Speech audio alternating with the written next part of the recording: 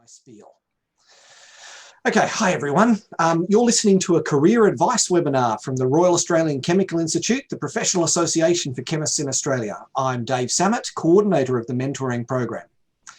I'd like to officially welcome you all to the 2021 Careers Development Program. We are extremely excited about what's to come this year, with the number and the range of events and activities we have planned nationally as well as state by state. In just 1 year, the mentoring program alone has more than doubled in its size, with 80 plus mentoring pairs in 2021. And we already have approximately 60 careers events planned for the year. Now, of course, that necessarily means that we don't expect you to attend every single one of them. But the more you attend, the more you learn, the more you interact with other people, the significantly more you will get out of the program. While we are incredibly delighted to be able to extend our reach to so many students and early career chemists, we do apologise. There's been a few initial setbacks due to the size of the applicants applications our team have had to process, I should say. We do thank you for your patience, and we hope that you bear with us. Remember that we're all just volunteers and we're just doing our best. Almost everybody has an assigned mentor at the moment. We have just a couple of people left to pair up. That should be done in the next few days. So we should be sorted by the end of the month. The mentoring program focuses on helping the next generation of scientists gain confidence and develop new skills needed for a bright and successful career. We aim to give you industrial, commercial, governmental, even academic insight into how the recruitment process works and how to best approach the job market. And we hope to teach you the importance of building your professional network and how to make contacts in the industry, government, etc.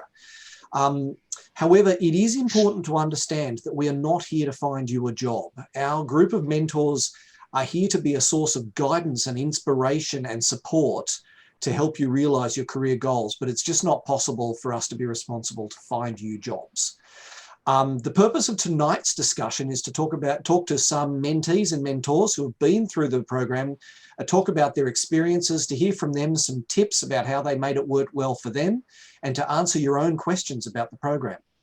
Before we start tonight's panel session, I'd like to acknowledge the traditional custodians of the land on which we are meeting all around Australia. We recognise the elders past, present and emerging, and also recognise their contributions as Australia's first scientists and engineers, building a healthy and safe community, what they've done and what we can still learn from their ways. We would also like to thank the first 2021 sponsor, hopefully of many more to come, for the RACI Careers Development Program, DCS Technical. Now, I'm joined by three panellists tonight. And this may actually vary a little bit tonight, but we have Catherine Gagnon, who is postdoc at the Peter Doherty Institute for Infection and Immunity.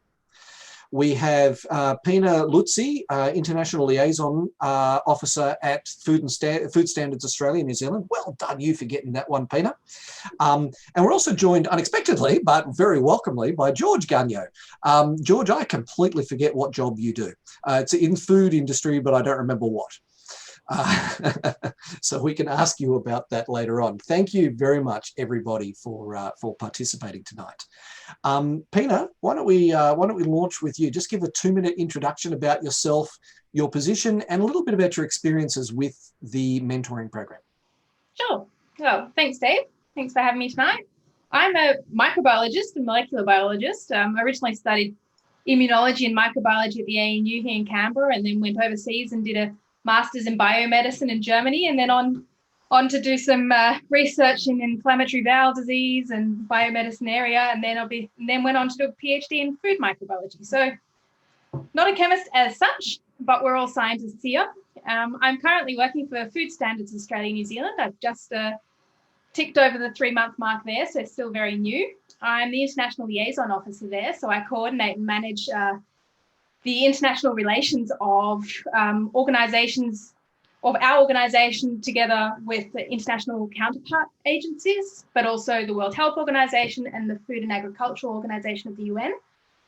So that's kind of the background of where I came from and where I am now. And yeah, I've recently moved back to Australia after finishing my PhD overseas, and found out about the RACI Mentoring Program while still living in Germany at the end of 2019. And yeah, was really motivated by Dave's willingness to help, just genuine interest in helping young scientists getting into their first, I guess, steps in their career. And Dave paired both myself and my partner Tristan, who's also an early career scientist, with a Canberra mentee, because that's where we're based, so Vanessa Robertson, and she's here, works for the Department of Foreign Affairs and Trade here as a Chemical Weapons Convention Implementation Section Director. And yeah, that's kind of our introduction, or my introduction here with the RACI Mentoring Program. We had a great year last year, and Vanessa was a great mentor, and definitely learned a lot from her, was able to build connections, and I think we'll come back to that definitely in the course of tonight's webinar. But that's a quick spiel on me.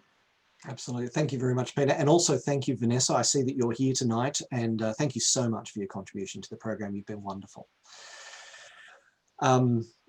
Now, a reminder to everybody, we do have a Q&A function. So if you have questions anywhere along the way, you can add your question to the Q&A, and then other people can see that question and they can vote for it. So popular questions will go up the list and we'll see them. So Catherine, yourself, quick introduction and your experience with the mentoring program. Yep. So I am originally from the US, as you may be able to tell. So I did my undergrad in Oregon, at Oregon State University, in biochemistry and biophysics. And then I came to Australia to do a master's, and I did it in environmental science at the University of Melbourne. And then I stayed in Australia to do a PhD, which was in neuroscience. But this whole time was kind of the underlying roles of mass spectrometry. So in my undergrad and in my master's, and now in my PhD and postdoc, I've always done a lot of mass spectrometry. So I guess that's how I can claim myself to be a chemist. And now I'm a postdoc at the Peter Doherty Institute at the University of Melbourne. And I was brought on to develop mass spec-based methods to look at changes in the chemical biology of pathogens. I was involved in the Victorian branch of RACI for a couple of years now, and that's how I found out about Dave's mentoring program. And mentors have always been so important throughout my career, and so I thought this would be a good opportunity to try to return that back to the universe.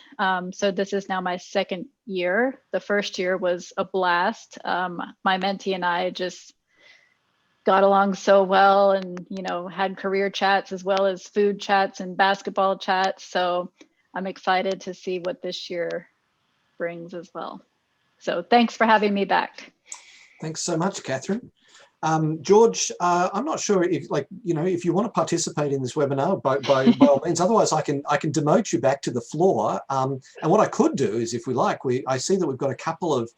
So every year we have a few mentees who actually participate for a second year. They come into the program usually in their penultimate year of study, and then they stay for 2 years. It's a really good way of bringing continuity to the program because it has people who've got experience who can then talk to the newcomers.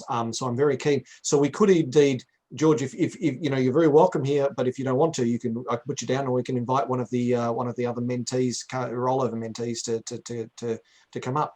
George, what's your pleasure? I can't see you, so I've got to ask you. That's all right. Dave, you could. I joined through Katie's because I couldn't find the link actually. So right. Since I wasn't invited to this particular event for this purpose, you can go ahead and demote me. Right. I'll drop you down then. Tiffany or one of the other return mentees, if you'd like to come up and join us, just put the little raise hand thing, or put it into the chat, and I'll promote you.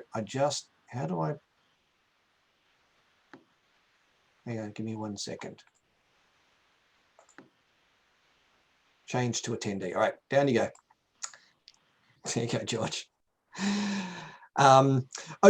Okay. So, look, the big thing that we're talking about today is, how does it work? How did it work for you? What worked well? How can we help the new mentees and the new mentors, because we've got a lot of new mentors this year, make the most of the program, make it work for them. And so I'm looking for your insights. So starting with you, Pina. What was your first contact with your mentor, and how did you meet, and what did you discuss in your first meeting? Well, our first contact was definitely virtual. I mean, that's I guess the theme of 2020. So I guess we met virtually. I think I was still back in Germany, so we just had a bit of small talk, bit of a chat about, I guess, if I had any idea of where I wanted to go. And where my career might take me, which at the point I didn't have. I don't know if I have much more of an idea at the moment, but I've certainly grown in the last year thanks to Vanessa's input. And as soon as I came over here, we did meet up quite soon after, I think. And then regularly throughout the year, but also in regular email contact. And I'm sure we'll come back to that in a little while. Yeah. So I guess you've actually, between the both of you, you've raised three really important points, and I think we should touch on them briefly. Firstly, neither of you are chemists in the official sense, and it really doesn't matter, right? This program, the advice that we offer applies as much to a business student, and I will note that we do actually have one business student in the program this year. It applies as much to a business student as it does to a microbiologist, as it does to a chemist, as to whatever. It's fairly universal advice. And therefore, what I'm asking each and every one of you is promote this program to your friends out there in the world. Almost everything that we do is free. We want to do some good in this world. And if we can help people, it doesn't matter what background they come from, if we can help them, we want to help them. So, at the moment, we reach about 1,000 to 1,500 young people a year. Our aim is to grow that to 10,000 a year within the next 3 years. And that can only happen with your assistance. So please, we've got a Careers Thursday. It's going to happen every single Thursday this year. Push it out there to your friends and make sure they know about it. We want to help them. Okay, that's point number one. Point number two is, Pina, like you, many, many, many young people, and like me at the time, have no idea what they want to do with their life, right? So if any of you feel that way, you're not Robinson Crusoe. The point is that that by using your networking, by talking to as many people as possible, you can develop an idea, you can find your inspiration. Would you agree with that, Pina? Definitely. I think that's the biggest takeaway of the last year for me. Networking. Jump over your little shadow that wants to stop you doing that and stop you talking to unknown strangers. And that's the biggest thing I've been able to take with me and take forward. And I've learned so much through that. So don't be shy. You've got to jump in the cold water, but you'll learn to swim pretty quick. Yeah, and that's why the first event, the first webinar that we do every year is about networking. It's to help teach you the skills and tips to make it easy for you to do exactly that. Catherine, you're also very active in your networking. You get involved in a lot of stuff. What role would you say that it has played in your career? Oh, I think it might be the role. They always say, I'm going to get the adage wrong, but most people get their jobs from who they know. Just seems to be the way the world is. So I'm trying to think back to all my previous relevant employment. And I think it has been through networking. You just make that connection, however small or big it is, and that can be the difference. So I'm always telling students to just email your lecturers if you want an opportunity, or emailed your prac demonstrators and just ask, because you'd be surprised how few people do that, and then that can be the distinguishing factor that makes a difference in whatever your goal might be. Yeah, networking is, especially everyone, especially during COVID, Because what a lot of people don't realize is that, yes, COVID narrows the job market. It makes it harder to get a job. And so everybody thinks, well, how good could networking be? It's more important during COVID because more employers don't want to advertise because they don't want to get deluged with applications that they then have to sift through.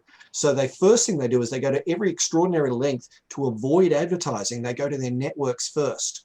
So when the job market's tough, it's more important, not less important, to network. I would encourage every one of you to be doing some networking every single month. And of course, part of that can be just attending camaraderie, you know, first Thursday of every month. So, so Catherine, when you first met, your match last year was Shiying, who was very successful, very happy with the job that he ended up with. How did you guys kick off? We got lucky because we were able to meet, I think, around the same time that COVID was officially announced in Australia. So obviously the restrictions hadn't kicked in yet. So we got to meet face to face, which was really nice, of course, if you have that option. And as well as the mentor relationship, it was just really easy to see that we could also be friends outside of, you know, this mentoring relationship. Just met over coffee, you know, asked the normal questions about career goals and goals with the mentorship, but then, you know, you like to chat about life as well. So it was a good first meetup. Excellent. Now I forgot, Kim Staples offered to come join us on the. So I'm going to quickly promote Kim. Give me 1 second. There we go. Promote to panelist. Okay, she'll be joining us momentarily. I'm thrilled to have Kim joining us today. Kim is one of our very successful mentors who's been with us for a few years. Kim's mentee arguably has done the best out of anybody because she won a trip to Paris out of one of the competitions that she entered through Kim's mentorship. So how you doing, Kim? Oh, you're muted. Even better. Yeah, I'm really well, Dave. Yeah, and I mean, I echo everything that's already been said. Yeah, I've had quite a few years of mentoring now, and I think I've learnt something from each of the people that I've mentored, and hopefully they've learnt something from me. It's a very adaptive process. What you learn from a mentoring is very different to what other people have learnt. And I think one of the things that I really try is to get people to think about what their actual personal attributes lead them to. So, you know, you might think you want one particular job, but there might be one job that's a little bit like that job that you're suited to even more.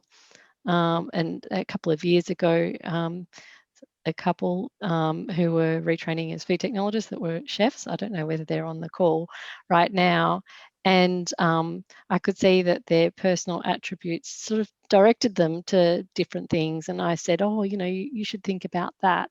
And I think that sort of turned lights on for them. So that was really special time. So yeah, and to hear, Peanut, that you've gone to Fazan's, and you know, we had a little chat last year, and I was so pleased for you that that was something that we talked about, and that you've had that path. So yeah, it's very inspiring to work with all these people that are very inspiring themselves, and I'm sure you'll get a lot out of that. This is a very key point. Everybody gets an individual mentor, but you're not restricted to only your mentor. On day one of the program, you will basically have a network of 200 people, mentees, mentors, other participants that you can reach out to, that you can network with, that you can grow with. And so Kim and Pina talking to each other in different states, but with a common ground, is a perfect example of that. So you know, we will be publishing a contact list, and I strongly encourage you to reach out to the people in your area of interest and the people who are in your own state, even if they're not in your area of interest, because you're going through a shared experience and there's so much that can be gained. This is a real area of 1 + 1 = 3. It's a large family. If I may jump in there, Dave, actually, very much so. At the very beginning of the mentoring program last year, I did have the chance to meet up with a couple of fellow mentees, sheing in Melbourne as well, briefly, just before everything locked down. That was a great experience, but I have to say, don't be disheartened by everything going online. I actually found that to be, for me, sitting in the ACT, a massive bonus last year. Not only did it keep me connected, but it gave me an opportunity to reach out electronically to so many people I probably wouldn't have gotten into contact with if I were just going to face-to-face events. So as Kim said, we just caught up after one of the camaraderies last year, because we realized we were in the same field, interested in similar things, had a great chat. And that wasn't a one-off event. I had a lot of experiences like that in the last year. I've been able to chat to total strangers to me beforehand, and I've just been welcomed by everybody. Everybody's been so friendly, open, and happy to help. And even if they might not have had so much time themselves, I've had people pass me on to, oh, you should have a chat to this person, have a chat to that person. So I've had a lot of, they seemed a bit random at the time, maybe, a lot of phone calls or Zoom chats or Skype chats with professionals all over the country.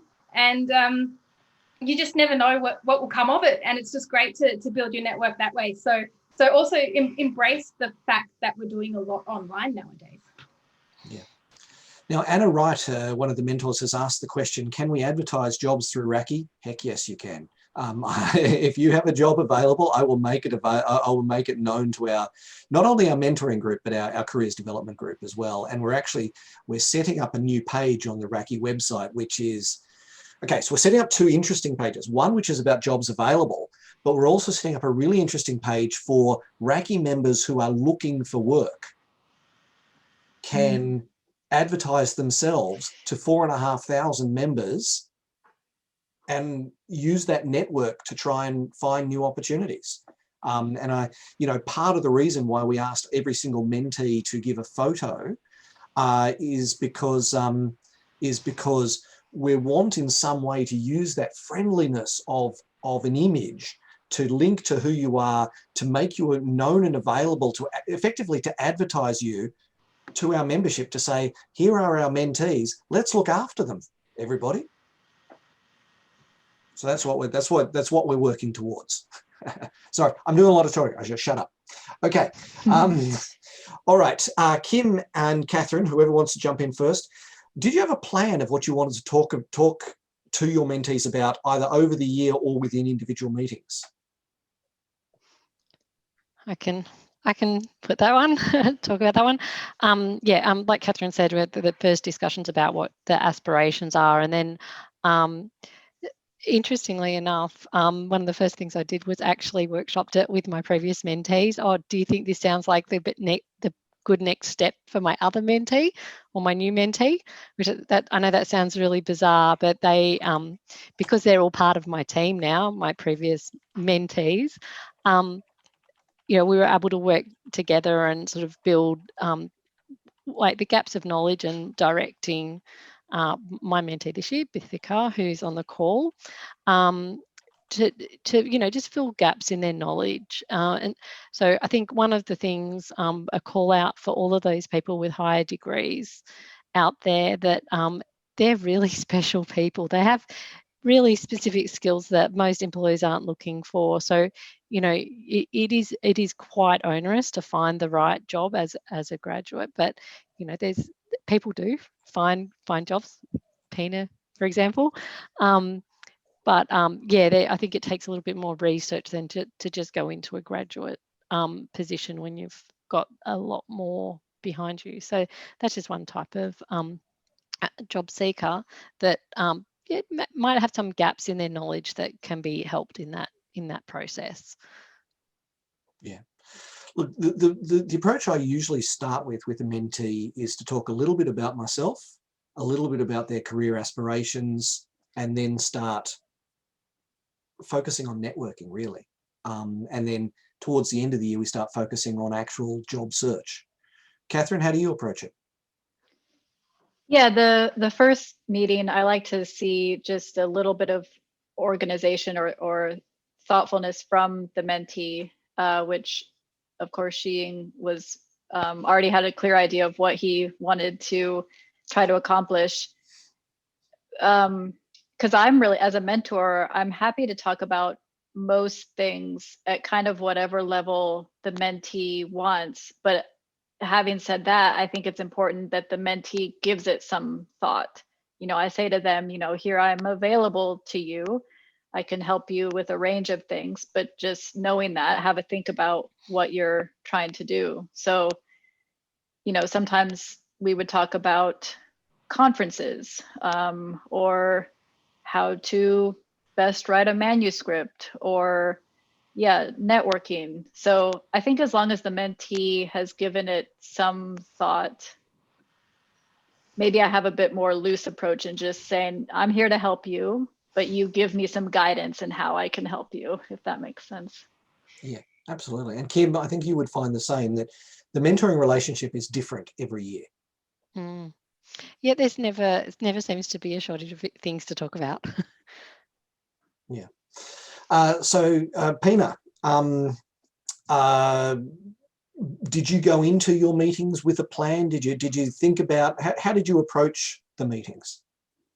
Well, Vanessa and I didn't have a specific plan, I'd say, as such for each meeting, but in many cases I'd reach out to Vanessa when, for example, I'd written an application and I wanted some input on that. And by the way, thanks, Vanessa, for always being so prompt on everything. And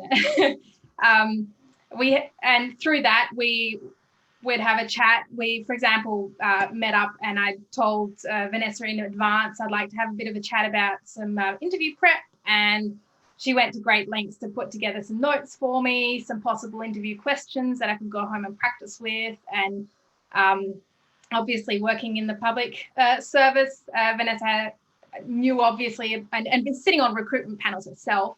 It's a very different recruitment process to industry. She could give me great insight into how that works and answer some questions that you don't really know who to ask otherwise if you don't have anybody working in that field and you're not quite sure, am I even supposed to be asking that kind of thing in an interview? So that was really great, but I wouldn't say we had a set plan for every meeting. I think a lot of it was also out of the situation and kind of I guess catching up on what had been happening lately, what jobs I'd applied for, or what even events I'd attended, networking and whatever else. So taking it where it took us, I guess, the conversation. Yeah. And debriefing on those things can be really interesting. Analysing what you experienced and putting context around it to give it meaning can be a really important thing. I would also say to all the mentors, look, nobody expects you to be expert in all this sort of stuff. Pina was just talking about going for government jobs, and obviously Vanessa knew about that because she's in government. But the point is, if your mentee asks you about something and you don't know, well, that's what we're here for. You refer it back up the line and we'll find somebody who does know about that question. So, or maybe someone in your own network already does, but certainly never feel that you are wholly responsible. One thing that might be helpful for people to hear about the way that the sequence of dialogue, I suppose, has happened for most of the time is, the first mentee, what was it like? Oh, we were very organised. We were going to meet at this time and this place, and we meet face to face and all that kind of stuff. But since that first year, we've had a very fluid thing, and we were using WhatsApp a lot, and just like, if you think of something, just send me a message and I'll get back to you when I can. And so that was sort of, that's how I've worked since. So, if I haven't heard from them, how's it going? Do you want to catch up tonight? Or so it seems that it feels like mentoring is a bit more sporadic. Like sometimes you need more help, and sometimes you're busy. Like, hey, we're all busy, or we've got we're traveling for work, but maybe not at the minute. But we're not available at a normal time, and it feels like that mentoring really fits around the rest of your life. That it shouldn't be, you shouldn't have to block out your calendars so much. Well, with some people, yeah, maybe it works like that, but don't feel that it has to be an imposition on your calendar, that it can be fluid. That is a key point, Kim. Look, one of the factors that makes mentors such great mentors is the fact that they are busy and active in their fields. And sometimes that can mean that they are terribly busy. But every single mentee, the onus is on you. If you haven't heard from your mentor, reach out. Even though they're busy, they want to hear from you. They will make time as soon as the time is available. So it's really important that you don't feel intimidated. Oh, my mentor is too busy to talk to me. Reach out always. They will make the time. Is that a fair statement, Catherine? Yes, definitely. And similarly, we get that there are times during your studies, particularly if you're students. I know we have a lot of early career chemists, or there might be times in your work where you're just busy with your work and you don't have time to reach out to mentoring. But what I would ask you to do is please fill in the monthly survey that we send you so that we can track. And if you're starting to lose traction, either as a mentee or as a mentor or both, we can intervene. We can have a chat with you, see what's going wrong, so that you don't get to the end of the program and say, well, that didn't work. You know, it didn't work because you weren't participating. So let us help. Let us help. So that's when I butt in and say, Dave, you know, last year it just didn't work. I was paired with somebody and, you know, we had some really interesting discussion, and I'd like to think that she got something out of it. But I lent her a book and I haven't got it back and sent messages and all that kind of stuff. But maybe she's overseas now. Maybe she doesn't have the same phone number and what have you. But if it's just not working, I think it's good just to say, you know, oh, thanks. And, you know, we don't need to talk, you know, anymore, or I'm looking to do something totally different, and that would be fine. So just be honest, because I think there was probably somebody else that wanted to be involved in RACI mentoring that missed out, that I could have actually been helping when I sort of dedicated it to someone else. So yeah, be real on this, because this is your professional reputation that you're building on this program. So be professional and be respectful, etc. And you don't need to be embarrassed. If your circumstances change, say so. You know, we're all professionals here. It's not personal, it's business. So you're absolutely right, Kim, and I apologise. We have better systems in place this year to track this stuff so that we can pick up those discrepancies sooner and act sooner. I don't think it was a failure. I think it's just people get different things out of mentoring, and maybe somebody's mentoring might be quite short and some is longer. So yeah, that's fine. You will all have seen the statistic that we quote, that 90% of our student mentees graduate with a job already waiting for them. It's actually effectively 100% of the students who participate in the program. If they ghost out of the program, it doesn't work. But if they participate in the program, they're virtually guaranteed of success. So think about that. Okay. Pina, the big, broad $64 million question. What are your tips for getting the most out of being mentored? Make use of the opportunities, and each of the mentors, Dave has done a great job in choosing all these mentors. They have a wealth of knowledge to really, you know, I guess not be shy in asking questions. And I guess I'd say also some things you might have heard before, but try and approach every webinar you go to, or every, I guess, seminar or workshop or whatever, with an open mind, because there's always something new to learn. Even though you might have heard, you know, some things before, there's always something new to it. And I guess that's, yeah, keep an open mind, stay curious. And yeah, I guess my biggest piece of advice is still talk to as many people as possible and make use of let your mentors help you.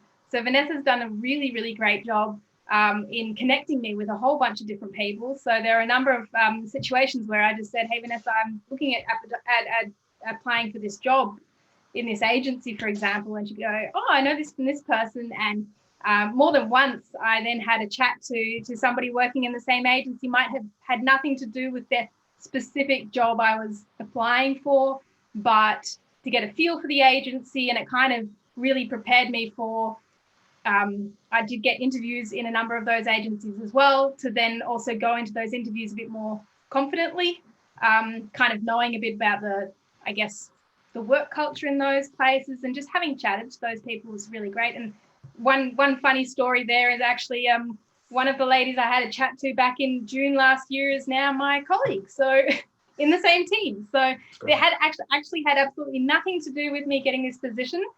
She had nothing to do with that, but in the same agency, and I had a chat to her, and I guess the takeout message from that was more, hey, it's an agency that seems to care about the people that work for it, and seems like a nice place to work, and that's already a really positive thing to kind of go away with. And later down the track, I was offered a position at Food Standards, actually because I'd applied for their temporary job register, and I'd been pulled out of the register because they had an opening. So Absolutely. you never know what will come of it. So just talk to people, and they're all great experiences.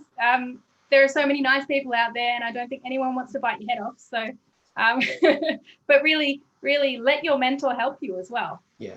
Well, and I also just put a quick note for the mentoring team. Now, if you are going for a job, whether you're a mentee or a mentor, and part of your research, you want to try and find someone in the RACI network who works at that company, contact us. We will actually do a search of the 4,500 members on our member database and try and find someone who works at that company or who will have contacts at that company to help you with your job prep, right?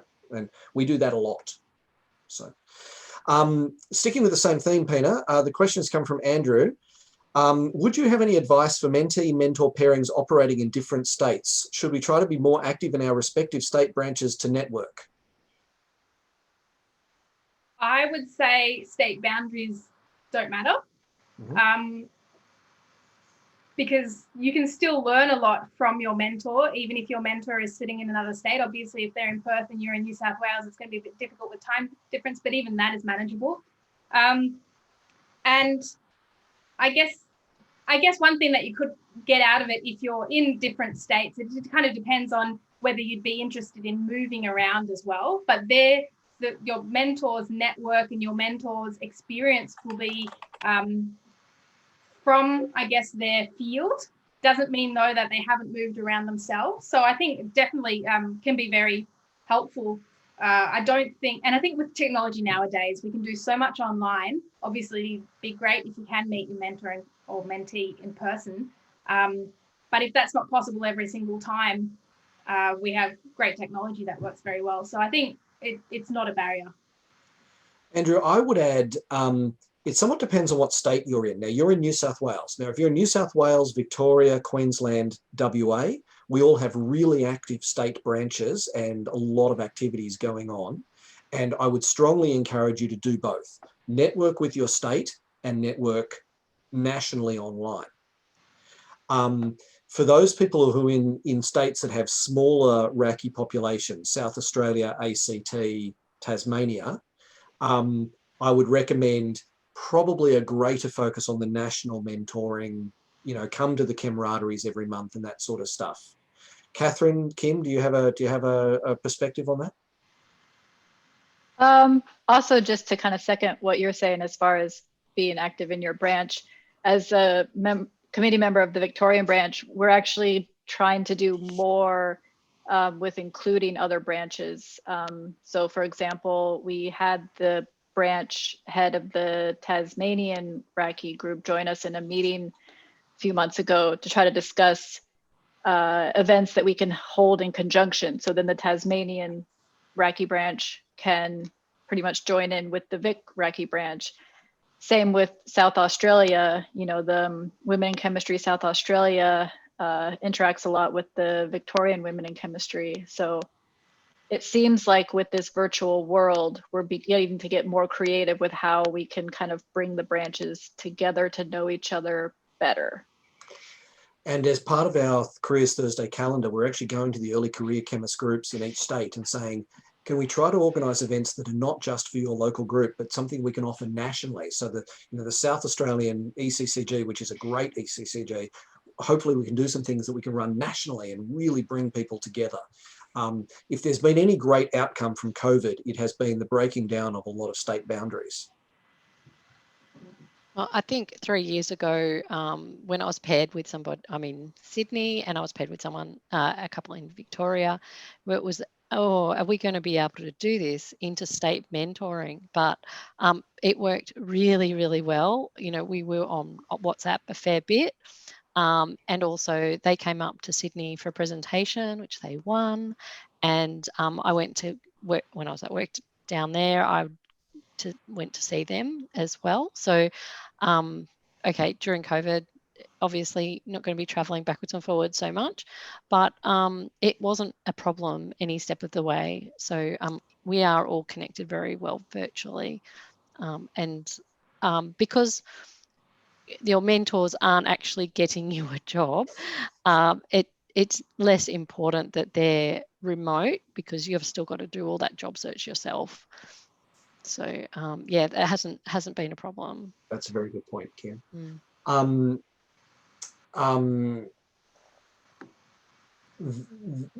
The other thing that you can do, sorry, is from what Catherine said a moment ago, get involved in your local branch or one of the local groups in your local branch. So that whether it's the ECCG, join the branch committee, join one of the special interest group committees in your area of interest. The reason to do so is the time commitment is relatively small. The exposure factor is huge. It's a massive way to self-brand yourself. Now, is Sami on the call tonight? I'm just quickly checking. There you are, Sami. How you doing?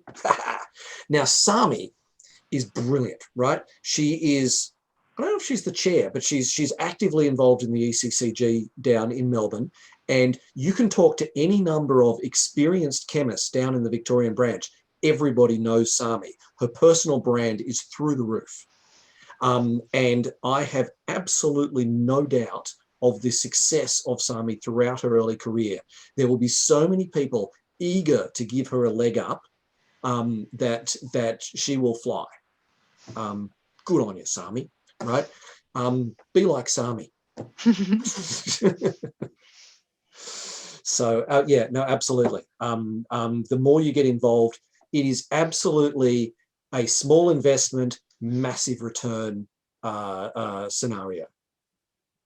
And it's only a shame for poor Pina that there's just not that much to get involved in the Vic branch. So, ACT. Sorry, ACT branch. I knew what I was thinking. Yeah, even though there were some limited events in person this year, attended last year, sorry, a presentation and the Christmas party we had, which was back in October. We did it a bit early, but even that was really great. So just to be able to embrace the actual meeting people in person. So that's just a totally different, a different set of people you meet. So you've got your virtual world, but also, as Dave said, just meeting as many people in person is also really important. So yeah, don't set your focus just on one of the two. Yeah, and think about it. If you send an email because you're helping to organise an event on behalf of your thing, your name straight away goes to what, 100 people, 500 people, 1,000 people. You know, there's 1,000 people who suddenly see your name. And it's, as I say, it's a big part of personal branding. So,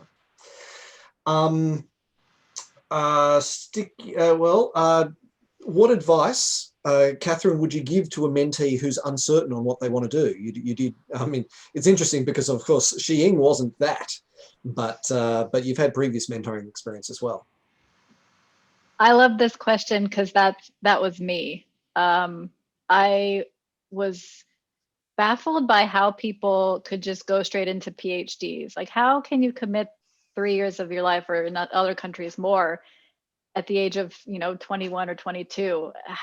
What do they know that I don't know, that they're so sure of what they want to do? But as I've gotten older and as I've met more and more people, especially people who are further advanced in their career than me, they all have the same answer. They had no idea. They just they networked, they followed their passion. They were open to their passions changing and evolving with experience. So don't worry if you don't know what you want to do, you don't know what you want to be. I still don't know what I want to be when I grow up. This is normal, this is fine.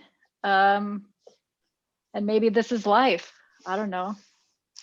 But it's also normal to know exactly what you want to do as well. I'll just add That's that true. in. Yep. There we go. Sami is being very, what's the word for it?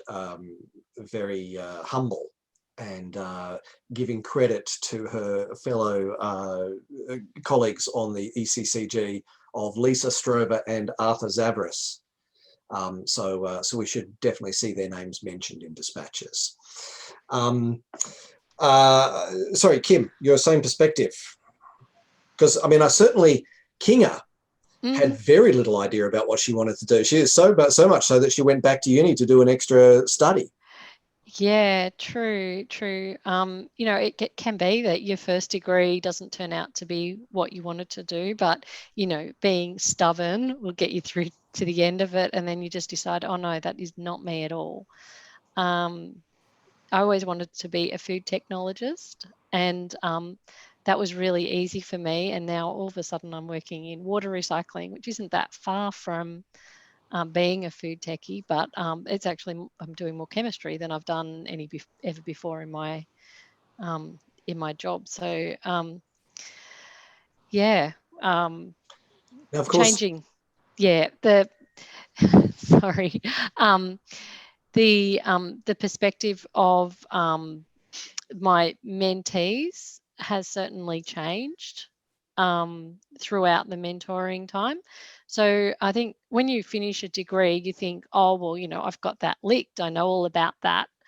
But it's only when you start to go into the working world that you realize that you've only got a very selective taste of the sort of areas that you might come across in work life. And so, yeah, there's a lot of gaps that need to be filled very quickly. It's really good to do it during mentoring before you've got a job, whether you're looking for a job or whether you're finishing off your degree, because it just fills in those gaps, that gap between academia and real life. So that's a few words. So Kinga, who was a wildly successful mentee under your tutelage, she's a very interesting case because she came to me a year before she joined the mentoring program, when she was just coming close to finishing her first undergrad degree. But for various reasons, she didn't join. She just didn't get around to joining the program. And then she was too embarrassed to come back to me because she hadn't joined the program when it was offered. And so she struggled to look for work for 6 months and then went back to uni and did further study. And she afterwards said to me, God, I wish I had just got over myself and approached you. Right? Now, this is a really important point. I know that when you are young, everything seems important. But as you get old, like me, things seem a lot less important. And you start to realize there's just nothing to be embarrassed about. So if you've got an issue, you've got something to talk about, don't feel afraid to ask. There's nothing that you can shock us with anymore. Right? There's an interesting question from the floor. Carl has asked, how many mentees are undergrad versus postgrad? I haven't run the stats, but broadly, we're talking about 40% would be undergrad, 40% would be postgrad, and 20% would be early career chemists in broad terms. So, now, Pina, just an interesting question for my sake. Out of all the events and webinars that you went to over the course of the year, and I think you even came to a careers hack at one point, you certainly joined one of the intensive careers workshops as well. What did you find most useful? I would say I got the most use out of the camaraderie events or the start of those, starting off with the speed networking that you kicked off to see whether camaraderie was going to be something. Looking back, I'd say I really gained the most through those. I mean, there were sometimes it was interesting to come back to camaraderie and I'd meet somebody I'd seen 2 times ago and would have a chat, and And maybe the first time nothing came of it, but the second time it's like, oh, I remember, I know somebody there. And I was able to build my network quite extensively through that. And I think I really did gain the most through that. Also, I'd say the workshop you did on writing job applications, although I guess one of the key takeaways I had there, because obviously I'd been writing applications for a while, I'd been getting lots of good feedback from different people, but I'd never actually gotten the feedback from somebody who'd written the application or written the ad, sorry, and said, this is, what I'm looking for specifically, because you send so many applications when you're looking for jobs, and a lot of the time you don't hear back from any of the people there. You don't even know if they've read your application. It can get quite frustrating. And some of the insights I gained there were really useful. And I guess it was an interesting way, Dave. So last year, Dave did this workshop, and because it was all online, he actually decided to video himself whilst reading through the applications and then sent us that video. So we were able to see his direct reaction. And that was really funny, actually, but it was really insightful too. To kind of see, that came across the way I'd written it, or that bit wasn't quite as clear as I thought I'd written it. So that was really useful too. But I'd definitely say the networking events, the online networking events, especially sitting in the ACT, because that just gave me a lot of chance to meet people. Right. Now, what Peter has mentioned as one of the training exercises we do during the year, I publish a job ad for a job at my company. It's not a real job, by the way. You don't get it. It's not going to result in employment. And then I encourage every mentee to apply for that job and give every single mentee individual feedback about their application. Now, surprisingly, only about 40% of mentees ever actually conduct the exercise. And it blows my mind, because this is one of the most direct and immediate ways that you can get feedback and assistance. So all I can say is I'm going to do it at some point. I'm going to encourage you all to participate. Lead a horse to water. Okay, mentors. We've got many new mentors this year, some of whom it's their first time mentoring, some have mentored elsewhere in different programs. What advice can you give them to better navigate their way through the program this year? Catherine? I would say utilize the fact that Dave has established such a supportive mentorship program. I've been involved in several other mentorship programs, and there's just not the network and the support like this one has. So, attend the events that he puts on. Maybe you'll get some ideas of different ways you can mentor your mentee. But I think if you're kind of stuck with ideas of how to be a good mentor, you have so many resources with this RACI mentorship program. So use those. I think that would be my main advice. Kim? It's probably decide on a way of communicating that suits both of you. I think that's a really important thing. So, I mean, at the moment, settled very happily with phone catch-ups when we can, and emails backwards and forwards with lots of links and all that kind of thing. But I think that's the key for getting that relationship going. Oh, and texts as well. But I think that's the key. Okay, excellent. And then sticking with you, Kim, what do you most enjoy about being a mentor? Oh, all of my mentees have grown so much into becoming professional. It is quite inspiring, and I'm still friends with all of my mentees, I hope. And the other thing that's great was with COVID, I got retrenched, and I called up Dave. I was like, oh, I think I might start my own business. Food consulting, doing the job that I did before because I loved it. And Dave reached out and gave me all of these people to talk to, and I was able to get my business up and running. And then I got headhunted. So and working in water recycling, which is something I'm very passionate about, and it has local relevance. And I've really enjoyed many aspects of the last number of months. So mentoring whether it's mentor or mentee, it's a worthwhile thing to develop yourself in this program, because you never know when you're going to need it. Right. That's wonderful, Kim. And certainly mentors, never feel afraid to ask for the quid pro quo. There are multiple business deals that came out of this year because mentors reached out to me and said, can you introduce me to somebody in this area? And, you know, great. Catherine, what did you most enjoy about mentoring?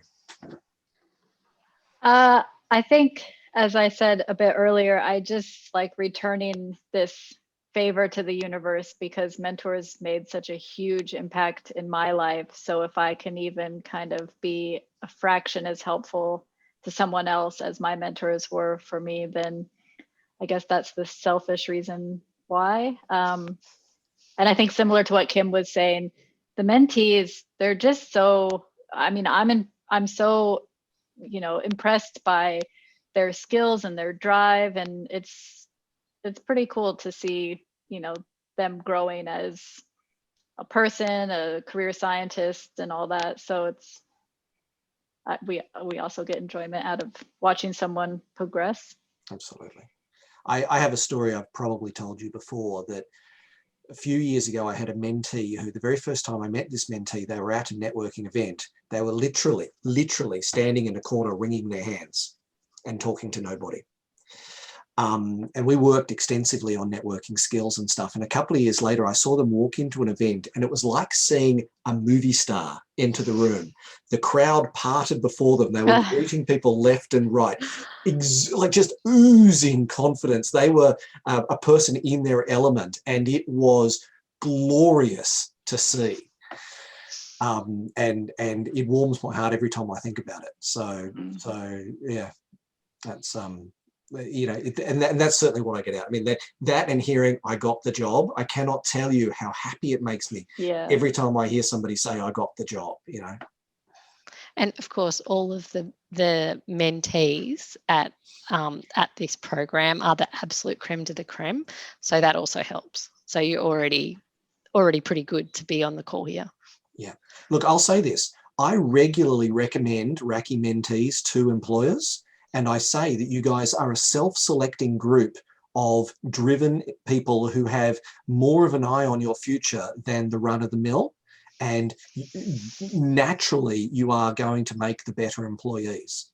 And it often makes a difference to your employment outcomes. So, okay, we're coming up to our hour. Does anybody have any other questions from the floor? Mentees, mentors, is there anything that we can tell you, anything that you'd, you know, like to know? While I wait for you to answer that question, I'm just going to quickly mention. So Careers Thursday has started. This is the first of them. We do a camaraderie on the first Thursday of every month. On the third Thursday of every month, we do a webinar on a careers topic.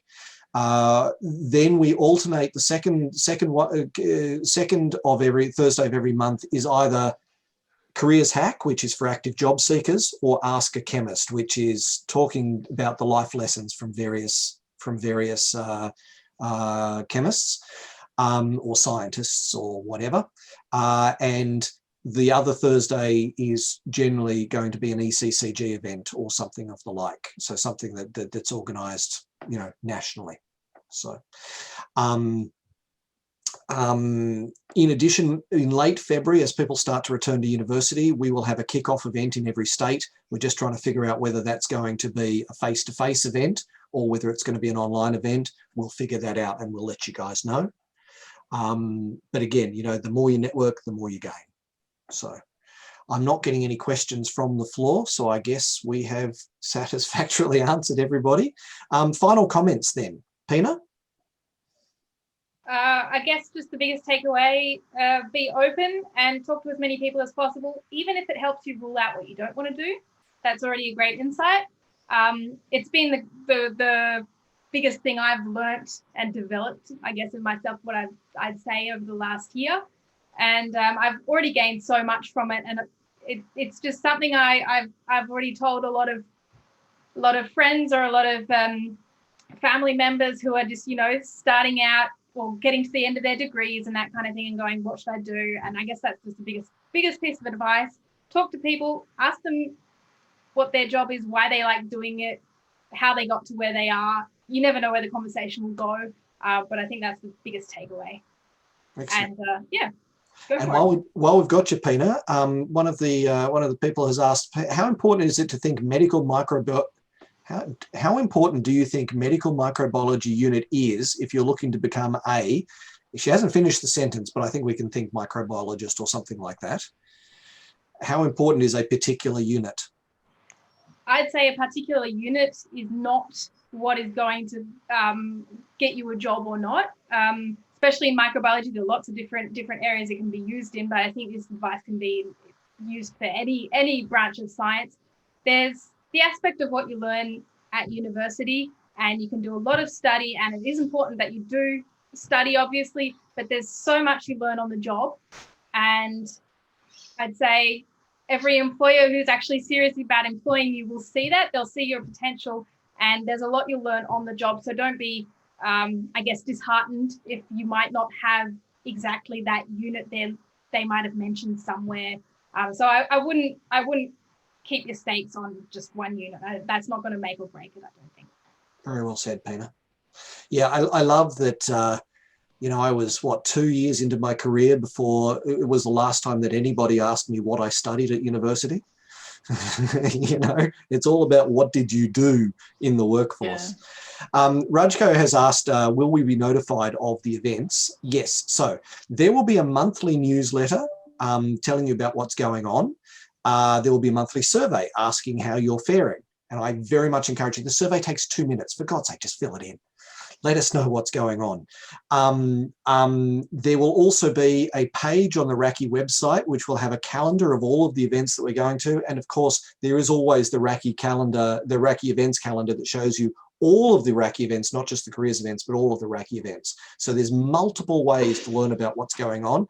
And of course, you can just mark in your calendar right now, Careers Thursday. That's why we did it, so that there was no question, is there a career event on? Yes, there is. So, Catherine, your final statements to mentees and mentors alike. I think as a mentor speaking to mentees, I'll reiterate what you said earlier. Don't ever feel like you're bothering the mentors. Email us, as Kim said, you can text if that's how people have established, but yeah, we want to help you. We are busy, but we want to hear from you. So, ask us the questions, email us as often as you need to. I completely concur. Kim, last but not least. Well, I have to say, the most important thing is that this will be a very enjoyable experience. And so you'll be learning and you'll be having fun at the same time. And it's something that you will look back on in the future and see it as a key turning point in your development as a professional. So meeting number 1, tick, enjoyed that, come back for more. Yeah, absolutely.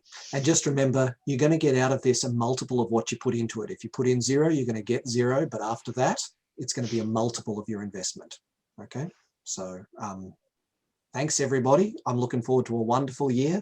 If there's anything you ever need, you reach out to me and the team at the mentoring team. And please, as I said, get the word out there. Let your friends and family and whomever know that this resource is available to them. Let's do some good in this world. All right, well, final remarks. Here we go. Tonight has been another event in the RACI Careers Development Program. Through webinars, networking events, mentoring, lectures, workshops, the RACI Career Development Program aims to help graduating students get the best possible start in their careers. I really need to update that wording. Our upcoming career events include Camaraderie next Thursday, 4th of February. The recording of this event will be uploaded to the RACI Careers Development YouTube channel over the next few days, as well as to our careers site on the RACI website. In the meantime, thanks to our presenters tonight, Catherine Gagno, Pina Lutzi, and Kim Staples. Thank you very much. And of course, to our first 2021 sponsor, DCS Technical. Thank you, everybody, for your participation. Thanks always, Dave. Yeah, thanks, Dave. Right. Have a great one. I'll speak to you, well, hopefully I'll speak to many of you next week. Okay.